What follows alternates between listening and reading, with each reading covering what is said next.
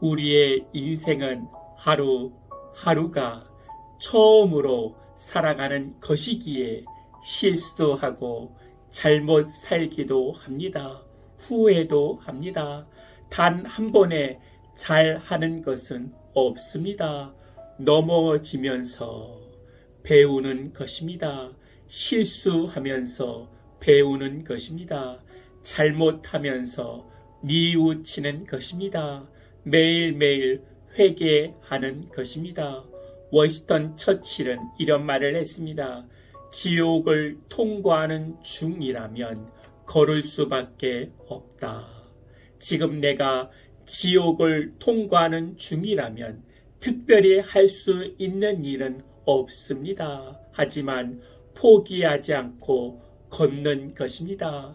늦었지만 그래도 내가 할 수 있는 작은 일이라도 하는 것입니다.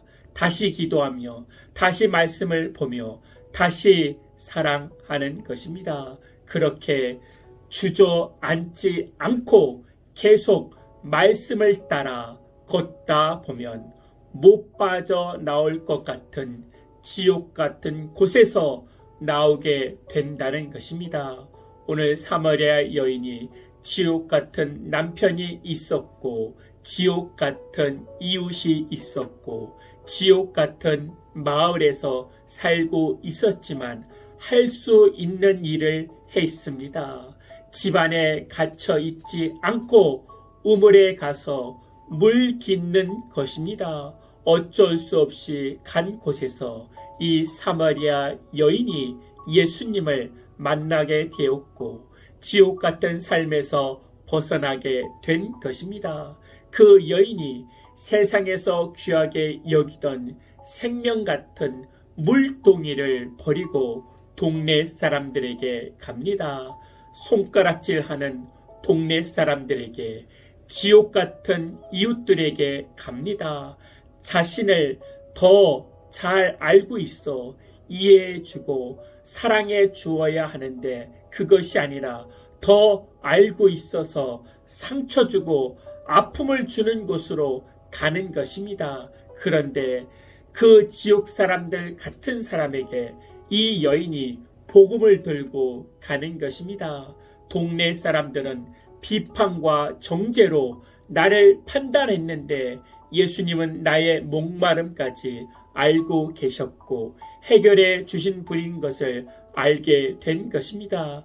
그 여인이 기다리던 메시아를 만난 것입니다.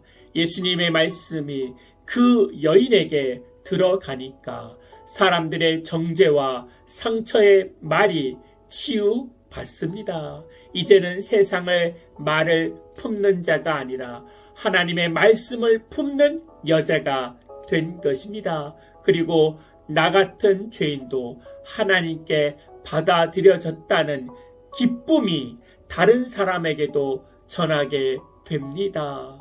복음은 지옥 같은 삶을 벗어나는 능력이 있습니다. 그리고 세상으로 달려가는 기쁨이 있습니다. 예수님의 말씀이 이 여자를 기쁨으로 살게 하고 말씀으로 들어간 동네 사람들도 말씀으로 기쁨으로 움직이기 시작합니다.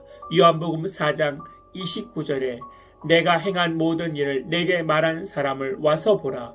이는 그리스도가 아니냐 하니 멸시당하는 여자가 그 안에 예수님의 말씀으로 변화되어 이제는 사람의 말을 하는 자가 아니라 하나님의 말씀을 전하는 자가 되어 그 여자의 말이 힘이 있는 것입니다.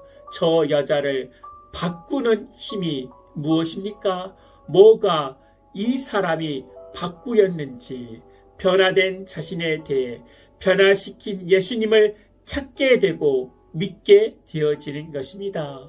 헛되게 기대하는 사람의 말, 세상의 말을 품어 지옥 같은 삶에 계속 빠지는 것입니다.